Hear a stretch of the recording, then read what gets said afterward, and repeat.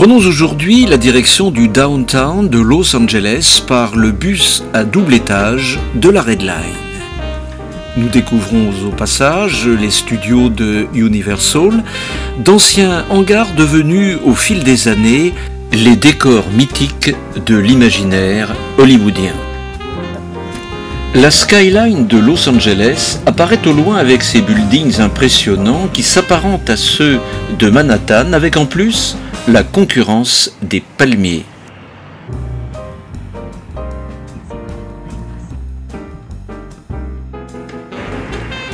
Ces gratte-ciel, construits dans les années 70-80, sont plus récents et moins hauts que ceux de New York, qui eux ont été édifiés dans les années 30 avec un style art déco. Ici, dans le Broadway de Los Angeles, comme on dit, les immeubles de grande hauteur, moins nombreux qu'à Manhattan, New York donc, offrent davantage de surface vitrée, ce qui renvoie la lumière dans tout le centre de la ville, et particulièrement dans une région qui est toujours ensoleillée en toute saison. Curieusement, dans cette cité à l'architecture moderne, nous sommes à 2 pas du Pueblo, qui était encore au XVIIIe siècle le village mexicain des premiers arrivants.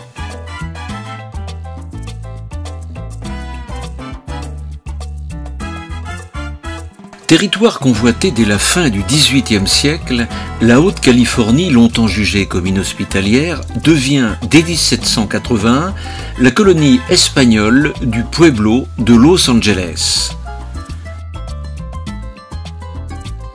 Le village rural se développe avec l'aide de métis indiens et de colons espagnols, passant d'une cité agricole à un centre urbain devenu siège du pouvoir économique, politique et religieux de la région. La Californie passe en 1850 sous administration américaine et devient le 31e État des États-Unis.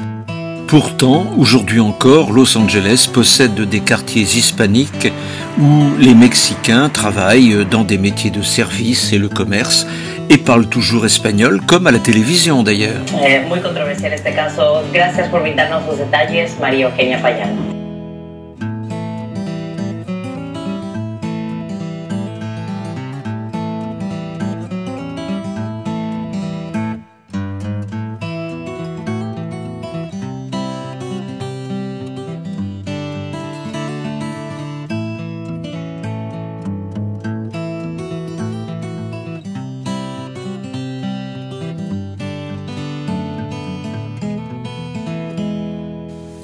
Los Angeles ne possède pas qu'un centre-ville, mais plusieurs.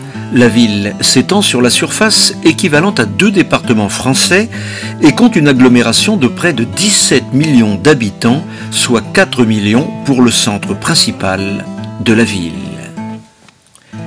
Les Angelinos, habitants branchés de Los Angeles, n'hésitent pas en fin de journée, vers 16h30-17h, à venir prendre un pot sur les rooftops de la ville et plus particulièrement prendre un bain dans les piscines situées au 10e étage.